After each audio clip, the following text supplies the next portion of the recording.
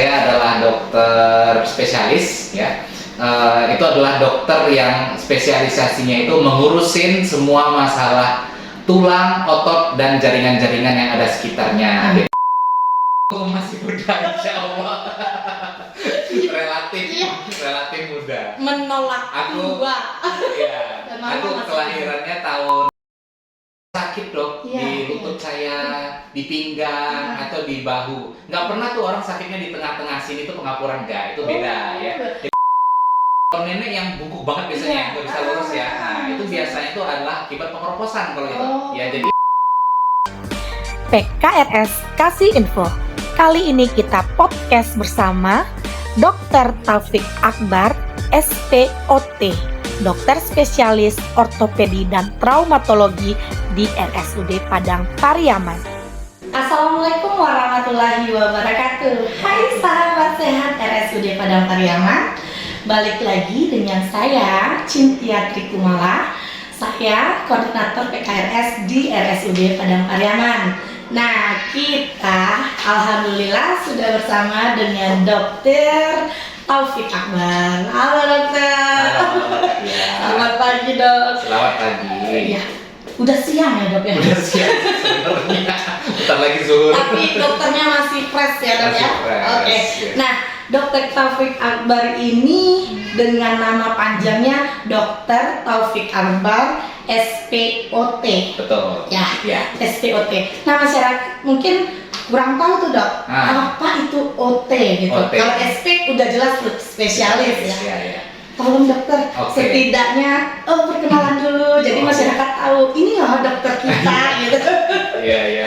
Silakan dok. Oke, makasih Kak Tia ya. Perkenalkan masyarakat sekalian, nama saya Dokter Taufik Akbar ya, spesialis ortopedi dan traumatologi. Saya adalah dokter spesialis ya. Itu adalah dokter yang spesialisasinya itu mengurusin semua masalah tulang, otot, dan jaringan-jaringan yang ada sekitarnya. Jadi mulai dari mungkin kasus patah tulang, mungkin kasus pengapuran sendi, ya, kasus tulang keropos, sakit pinggang, sakit bahu, semuanya lah ya yang berhubungan sama tulang-tulang, otot, dan sekitarnya. Oke, berarti kita ada masalah tulang atau apa berarti di situ. Nah, nanti kita akan ulas. Sudah ada tema yang akan kita angkat ya dok ya. Kita mau kenalan dulu. Oh iya, boleh. Dokter. Dokter domisilinya di Padang Pariaman atau di Padang nih? Oh, aku tinggal di Padang. Di Padang. Berarti bolak-balik ya. Bolak-balik. Alhamdulillah. Demi masyarakat Kabupaten Padang Pariaman. Nah, dokter, layanan dokter apa saja? Apa di poli, rawatan atau OK gitu dok? Iya, jadi saya itu ada poliklinik ya, rawat jalan. Itu hari Senin sama Selasa. Kemudian saya juga standby setiap hari ya, on call itu di IGD ya, instansi gawat darurat. Jadi kalau ada pasien-pasien yang ya amin-amin kalau ada yang kecelakaan ya, itu datang ke IGD, biasanya itu akan dikonsulkan ke saya. Dan kalau perlu operasi segera itu saya datang biasanya. Ya, berarti itu buat yang IGD dan rawat jalan. Nah, buat rawatan. Oke, rawatan saya juga ada dokter penanggung jawab rawatan tentunya. Jadi biasanya untuk pasien-pasien yang butuh dirawat pasca operasi, saya juga menangani, itu ada di lantai 3 di sini. Lantai 3. Berarti dokter, misalnya pasien masuk ke IGD, kemudian dirawat, dokter visit di situ juga ya. Iya. Nah, untuk operasi dok. Oh ya, untuk operasi biasanya saya lakukan itu ada 2 jenis ya. Ada operasi yang elektif, artinya operasi yang terjadwal. Biasanya untuk kasus-kasus dari rawat jalan, saya jadwalin operasi macam-macam tuh. Ada yang operasi patah tulang, ada yang operasi revisi, ada yang operasi ganti panggul juga bisa di sini ya. Ada operasi saraf terjepit atau otot terjepit juga bisa. Kemudian juga ada operasi yang gawat darurat, itu juga ada. Itu biasanya dari IGD ya. Itu saya biasanya dikonsulkan dari dokter IGD. Oh dok, ada pasien dengan patah tulang terbuka. Oh ya oke, jadwalkan operasi jam sekian. Itu saya datang langsung biasanya. Oh, yang emergency. Emergency betul. Nah, sahabat sehat, boleh nggak temenan nama dokternya di Instagram? Boleh banget dong. Jadi dokter kita ini dia sering pantau tuh. Dokter akan keluarkan tuh kasus-kasus apa yang telah dikerjakan di OK. Betul, ya. Wah, terkadang itu memang seperti lah bisa ya kejadiannya begini ya. Iya, iya. Nah, teman-teman nih di bawah ini nih. Iya. Ada di bawah. Ada ya, Ada di bawah ini. Oke, siap, ya. Nah, jadi sahabat sehat, kita masuk ke materi. Kita udah tahu dokternya perlu nggak dokter itu kelahiran tahun berapa gitu. Apa ya? Kelahiran Oh, tahun kelahiran. berapa. Ya, aku masih muda, insya Allah. relatif, Iya. relatif muda. Menolak Aku- tua.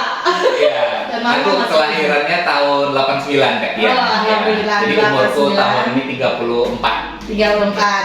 Oke, dokter 34. Ya. Masih single atau bagaimana? Sudah ada yang dimiliki Sudah seseorang. Oke dokter. Iya, iya. Nah, kita masuk ke materi Iya. yang itu sebenarnya sudah awam ya dok. Betul. Dan banyak juga seperti di iklan-iklan di TV pasti ada susu anti kropos tulang atau gimana yang Iya. dinamakan dengan Artritis. osteoartritis. Nah, sahabat sehat, mungkin sahabat sehat bingung apa itu.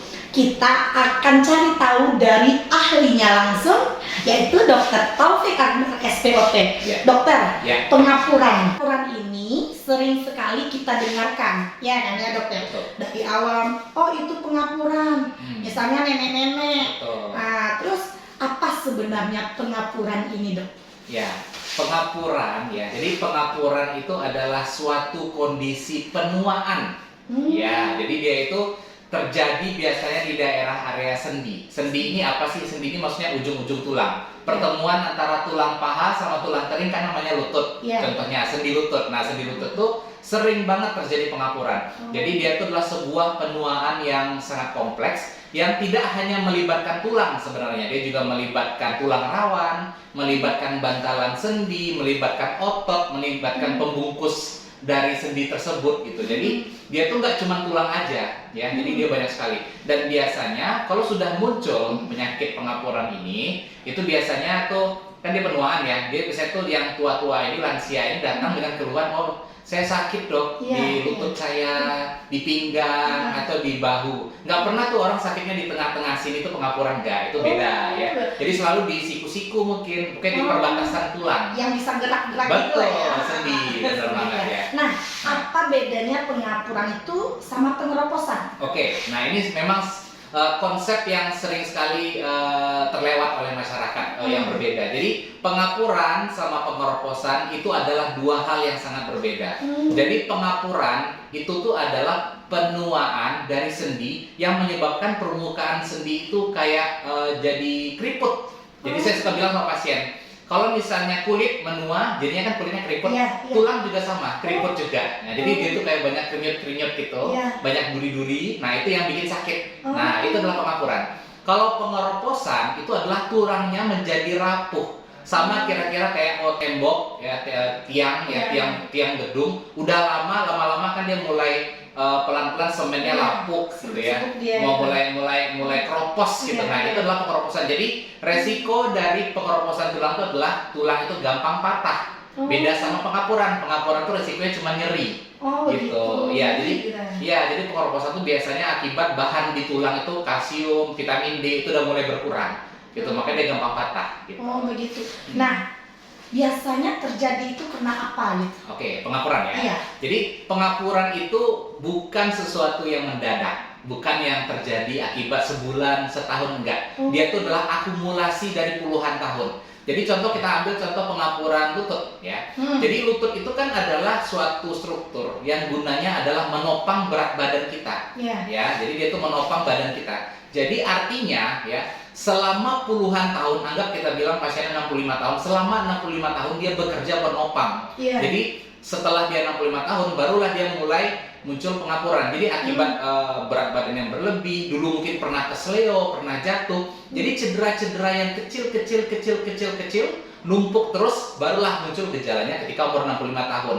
Tentunya juga ada sebab-sebab tambahan lainnya. Misalnya dia dulu pernah patah tulang di sekitar sendi lutut gitu ya. Jadi dia jadinya cedera tulang rawannya. Bisa juga dia pernah ada infeksi tulang mungkin, Iya. atau ada perdarahan di dalam tulang mungkin. Iya. Nah, akibatnya itu juga bisa memperparah. Tapi orang normal pun tanpa ada cedera-cedera tersebut itu pasti akan mengalami pengapuran. Cuman masanya beda. Ada yang 65 tahun dia lututnya masih oke, ada 65 tahun udah saking sakitnya nggak bisa jalan. Gitu. Nah, pada bagian tubuh mana yang biasanya terjadi pengapuran itu gitu, Dok? Yang awam berarti. Yang sering ya? Iya, Iya, sering iya. gitu, Dok. Iya. Pengapuran ini adalah kalau Nitya lihat ke poliku itu 50% pasienku 50% pasienku adalah patah tulang, 50%-nya pasien pengapuran.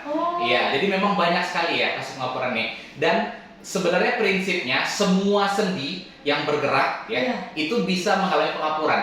Jangankan lutut, panggul aja bisa, jari-jari aja bisa ya. Ke pergelangan tangan pun bisa. Jadi semua sendi itu bisa. Cuman memang yang paling sering dikeluhkan oleh masyarakat itu adalah satu itu lutut, yang kedua itu adalah pinggang. Ya, pinggang yang sering ya. Yang sering sekali. Tumpuan berarti. Tumpuan dia, selalu tumpuan berat badan gitu. Berat badan. Umur berapa biasanya, Dok? Oke, jadi kalau secara teori memang pengapuran itu dia akan mulai menampakkan gejala itu setelah pada awal-awal umur 50-an tahun ya. Cuman biasanya kebanyakan masyarakat kita itu umur 55, 60, 65 itu udah mulai berat itu nyerinya ya. Cuman nggak semua, ada beberapa masyarakat yang kecil yang memang dari dulu tuh aktif, bagus ya, menjaga kondisi badan, rajin olahraga. Itu sampai umur 70 tahun pun masih nggak terlalu sakit. Sakit mungkin sudah ada tapi cuma minimal. Nyeri-nyeri gitu, Dok. Nyeri dikit gitu. Kalau misalnya nenek-nenek yang bungkuk, kan ada tuh nenek-nenek bungkuk seperti itu masuk ke pengapuran atau pengeroposan, Dok? Kalau nenek yang bungkuk banget biasanya nggak bisa lurus ya, nah itu biasanya itu adalah akibat pengeroposan kalau gitu. Ya jadi biasanya tulang belakang itu kan banyak ya, ada 31. Nah itu salah satu atau salah dua atau salah tiga dari tulang belakang itu patah, tapi udah nyambung patahannya, cuman dia nggak bagus gitu posisinya, jadi akibatnya dia bungkuk terus. Gitu. Jadi pengapuran gitu kan? Iya. Apakah bisa diobati atau apa pengobatannya? Ya, jadi pengapuran ini sama saya suka kasih analogi ke pasien-pasien saya. Pengapuran itu kan sama kayak kulit yang keriput. Nah, kalau sudah tua apakah bisa kulit keriput jadi kencang lagi? Tentu saja tidak bisa. Sama ya. Jadi kalau tulang sendi sudah mengalami pengapuran ya, keriput-keriputnya itu sudah ada, itu dia hampir tidak mungkin untuk kita kembalikan lagi menjadi mulus. Ya, dia duri-duri itu, krinyut-krinyutnya itu, keriput-keriputnya itu pasti akan selalu ada di situ. Nah, selama dia masih ada di situ, tentu dia akan masih sakit. Nah, tujuan berobat itu adalah bagaimana caranya sakitnya itu berkurang frekuensinya. Jadi misalnya dia sekarang sakitnya tiap hari, kita maunya sakitnya ya awal-awal 1/3 hari aja, lama-lama jadi 1 kali seminggu, lama-lama jadi 1 kali sebulan gitu. Cuman selama keriput si pengapuran itu masih ada, dia masih akan sakit seperti itu.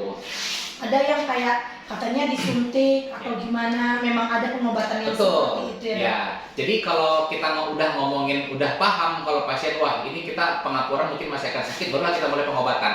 Nah, pengobatan pengapuran itu ada macam-macam tadi ya. Tapi yang mesti teman-teman pahami adalah ya, pengapuran itu obatnya bukan obat. Ya, jadi pengapuran itu kan berhubungan sama aktivitas fisik ya. Jadi ya udah, jadi sekarang ini bagaimana caranya si pasien ya itu jangan sampai beraktivitas fisik yang membuat lututnya sakit. Contohnya, iya nenek sakit kalau lagi apa? Kalau saya naik tangga, ya udah jangan naik tangga. Gitu. Nenek sakit kalau apa? Kalau misalnya duduk sholat bersimpuh ke bawah, duduk tahiyat akhir, sakit ya udah jangan, di kursi dulu sholatnya. Jadi itu dihindari. Kadang kan ada orang yang bilang, udah sakit ya udah gerakin aja terus biar nggak sakit. Iya, itu sebenarnya kurang tepat, kurang bagus sebenarnya ya. Jadi memang harus dipilih aktivitas fisik yang sebenarnya itu menjaga supaya si sendi-sendinya itu jangan tambah parah sakitnya. Karena ingat, konsepnya itu adalah pengapuran itu dia tidak akan bisa mundur, nggak akan bisa mulus lagi. Jadi jangan bikin tambah parah gitu. Jadi kita perbaiki dulu pola hidupnya. Jadi jangan naik tangga, jangan sering-sering jongkok. Jadi WC-nya diganti sama WC duduk. Ya, kemudian kalau sholat nggak bisa bersimpuh ke bawah, ya udah sholat dulu di kursi sampai sakitnya benar-benar hilang gitu ya. Nah, itu semua harus diperbaiki dulu. Baru setelah itu kita kasih obat. Nah, udah kita ganti semua pola hidupnya masih juga sakit, baru saya izinkan kasih obat. Nah, obatnya pun ada sebenarnya 2 macam. Yang paling sering saya kasih ke pasien saya itu adalah obat salep justru, bukan obat minum. Salep ya, harus di luar nih. Ya, Salepnya memang ada beberapa jenis salep tuh yang memang ada obatnya di dalamnya. Jadi selain itu ada golongan diklofenak namanya. Iya. Itu dia memang ada obatnya, kandungan obatnya. Itu dikasih langsung ke daerah yang sakit. Oh di mana? Di lutut boleh, silakan. Di bahu boleh, di pinggang boleh. Pokoknya dimanapun sakit boleh. Di betis juga boleh gitu. Nah kenapa itu? Karena itu lebih aman. Ya, karena kalau kita minum obat minum, dia kan kita masuk ke mulut, dia singgah dulu ke lambung, singgah dulu ke ginjal, singgah dulu ke hati. Jadi takutnya banyak efek samping. Apalagi kan orang-orang tua kan lebih beresiko ya. Iya benar. Gitu. Nah, kalau udah dikasih obat salep, udah dikasih obat minum, enggak juga mendingan. Baru saya masuk ke kata Katia tadi, disuntik. Gitu. Jadi suntik itu sebenarnya udah hampir-hampir pilihan terakhir sebenarnya. Ya, kenapa saya kurang, kalau saya pribadi, kenapa saya kurang suka suntik? Karena suntik itu kan saya tuh suntik langsung ke lututnya. Kadang-kadang itu kan takutnya ada risiko infeksi Katia. Oh gitu ya. Karena kita masukin benda asing ke dalam lutut. Ya, jadi kan sebenarnya ada risikonya. Jadi kalau bisa dihindari. Nah, suntik lutut itu pun ada dua jenis. Ada suntik yang memang menghilangi rasa nyeri. Ada yang namanya mungkin sering pernah dengar pelumas sendi. Nah, itu ya. Cuman memang itu tergantung indikasi nanti siapa yang bisa disuntik nyeri, siapa yang bisa dikasih pelumas sendi. Jadi kan ini salep nih kata dokter. Nanti sahabat sehat nih ngeliat nih, saya pergi ke apotek lah beli salep aja, boleh tuh dok? Sebenarnya sih boleh aja karena aman. Cuman harus dipilih salepnya yang sesuai indikasi. Karena salep tuh macam-macam kan. Ada juga salep kayak merek-merek tertentu cuma panas-panas doang, nggak ada obatnya. Kok kata dokter Taufik udah dikasih salep masih sakit? Ya, siapa tahu salepnya salah. Gitu. Jadi tetap harus kontrol. Konsul dulu. Jadi ibaratnya serahkan sesuatu itu kepada ahlinya ya dok. Dok, kemudian ada lagi bilang gini, udahlah capek minum obat, capek disuntik, bisa nggak dibedah atau dioperasi gitu? Memang kalau semua langkah sudah kita lewati dan nyerinya masih juga hebat, sakit sampai nggak bisa berjalan gitu ya, memang ada pilihan terakhir loh ya, bukan satu-satunya cara. Itu adalah memang dioperasi. Nah operasi yang ditawarkan tuh tentu ada macam jenisnya, cuman yang paling umum, yang paling sering itu adalah ganti lutut namanya. Nah, bisa. Ya, cuman ganti lutut memang agak hiperbolis ya. Tapi saya bukan ganti lutut. Kedengerannya hiperbolis ya. Jadi operasi itu sebenarnya gini. Kan kita ada tulang kering, tulang paha. Nah, permukaan yang keriput tadi saya bilang itu dibersihkan semua. Kita lapisi sama metal, sama pen memang, sama metal. Tulang kering dapat, tulang paha juga dapat gitu. Jadi yang si keriput-keriput itu jadi hilang, diganti sama permukaan sendi yang baru. Gitu. Jadi kita bikin sendi baru gitu. Jadi kayak ensel pintu lagi gitu ya, dok. Banget ya. Jadi ensel pintunya diganti gitu. Berarti itu bisa digunakan aman lagi seperti semula. Ya, kalau seperti semula mungkin enggak 100% ya, karena kan tidak ada yang lebih baik dari penciptaan Tuhan ya. Cuman memang harapannya sebenarnya utamanya adalah bagaimana cara menghilangkan sakit. Nah, kan tadi saya bilang yang bikin sakit itu adalah keriput-keriputnya. Keriputnya kan udah dibuang semua. Jadi mudah-mudahan sih dengan itu sakitnya hilang. Cuman kalau gerakan kayak lipatan lutut itu memang tergantung kondisi pasien. Ada yang dia udah bertahun-tahun nggak bisa jalan, mungkin ya udah bertahun-tahun nggak bisa ngelipat lutut, kesakitan, baru mau dioperasi. Tentu itu kedepannya tidak akan sebagus semula dibandingkan mereka yang baru sakit dan udah mau operasi. Nah itu bisa lebih bagus. Berarti boleh nggak dipijit atau gimana? Kan ada orang bilang udah dipijit-pijit aja dulu, nggak usah konsul ke dokter dulu. Itu boleh atau enggak? Sebenarnya nggak ada salahnya dipijit itu ya. Cuman memang saya sayangkan tuh ada beberapa hal. Satu, kadang-kadang pasien itu dia tidak mendapatkan informasi yang tepat ya. Jadi dia nggak tahu kondisi penyakitnya. Yang kedua, dia merasa itu keseleo aja. Yang ketiga itu adalah ya sebenarnya kan pijit bayar juga ya. Jadi kan menghabiskan biaya ya. Jadi kalau ini kan BPJS semuanya gratis ya. Jadi kan enak pasien datang ke sini kan gitu. Jadi kalau bisa ibu dapat informasi dulu yang tepat. Nah kalau ternyata mau ditambah dengan dipijit-pijit pun silakan. Gitu. Ya. Tapi nggak bahaya sih. Terus makanan. Kan ada nih tantangan atau yang harus dihindari atau harus dimakan itu apa dok? Ya, sebenarnya kalau kita ngomongin pengapuran ya, itu hampir selalu tuh tidak ada masalah sama makanan. Ya, jadi nggak ada hubungannya. Terlepas dari anggapan masyarakat ya. Memang beberapa kasus itu pengapuran tuh disertai asam urat. Nah, asam urat itulah yang dihindari, bukan pengapurannya. Jadi dia kayak itu ya? Barengan, double jadinya. Nah, asam urat itu yang kita kontrol ya. Tapi kalau asam urat tidak beres ya nggak ada lagi masalah gitu. Berarti ada pengaruh besar ya dok ya dari asam urat ke situ ya? Pasti. Nah, itu makanan dihindari. Bagaimana saran dokter terhadap kaula muda nih? Ini dokter masih muda nih. Jadi supaya supaya misalnya untuk 60 tahun ke depan Masih pengapuran aman, ya. atau gimana ya. Ya. Jadi memang pengapuran tuh memang sebaiknya karena kita masih muda itu kalau bisa kita cegah jangan sampai pengapuran. Ya, yang pertama yang pasti itu kan ingat lutut itu adalah penopang badan. Iya. Pinggang tuh penopang badan itu kan paling sering ya Iya. dari pengapurannya. Itu ya kalau bisa jangan sampai badan itu bebannya terlalu besar, artinya jangan terlalu berlebihan berat badan Iya. satu ya. Saya nih.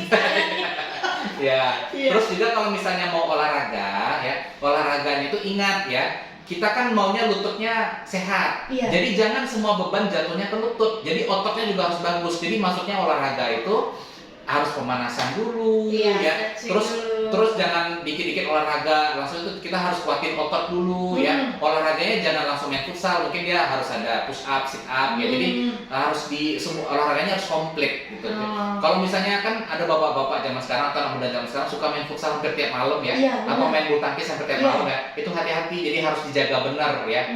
Karena kalau misalnya ingat lutut itu sekali cedera dia hampir tidak mungkin sembuh. Oh, Ya tulang rawan itu dia nggak bisa tumbuh lagi. Rusak ya rusak aja sampai akhir hayat Iya. gitu loh. Jadi jangan sampai seperti itu gitu. Jadi harus jaga Nauzubillah benar. min dzalik lah ya. Ya. Terus juga terakhir hindari jangan sampai kecelakaan. Yang suka balap-balapan, mungkin naik motor, yang suka ngebut-ngebut, hati-hati banget ya. Iya. Lutut. Saya gila. Nah, iya.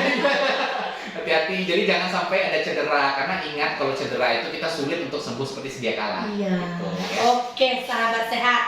Berarti kita udah tahu apa itu tentang pengapuran sendi dari Dr. Taufik. Nah, jadi sahabat sehat, Dr. Taufik, kita ulang lagi ya. Dr. Taufik ada di RSUD Padang Pariaman setiap hari Senin dan Selasa. Senin dan Selasa. Di hari lainnya bisa dengan tindakan operasi dan setiap harinya juga visit kerawatan. Ya. Sahabat sehat, jaga selalu kesehatannya, jaga makan, jaga pola hidup. Pola hidup. Iya dok, Iya, betul dan banget. olahraga. Iya. Jadi dokter, kata-kata terakhir lah dok, Iya. sebelum kita menuntaskan perjumpaan kita ini. Oke. Dan besok kita undang lagi dengan topik yang berbeda. Boleh ya dok ya? Boleh banget ya. Iya dok. Ya, pesan saya paling buat yang masih seumuran saya atau lebih muda lagi ya, jaga kondisi kesehatan. Jangan lupa cari informasi sebanyak-banyaknya, kan media informasi banyak ya. Iya. Dari Google, dari internet, dari YouTube. Carilah info sebanyak-banyaknya dan kalau tidak paham tanyalah dokternya. Iya. Ya. Jangan menyimpulkan sendiri semuanya Iya. ya. Dan kepada yang sudah lansia ya, ingat jagalah fisik, jaga kesehatannya, kemudian patuhilah kata-kata dokternya. Iya, oke.